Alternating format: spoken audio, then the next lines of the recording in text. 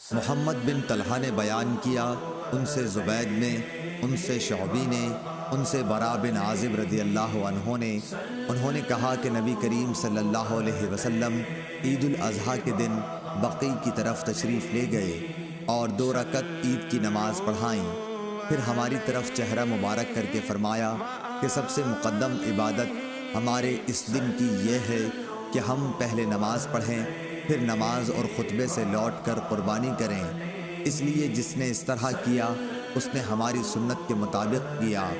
اور جس نے نماز سے پہلے ذبح کر دیا تو وہ ایسی چیز ہے جسے اس نے اپنے گھر والوں کے کھلانے کے لیے جلدی سے مہیا کر دیا ہے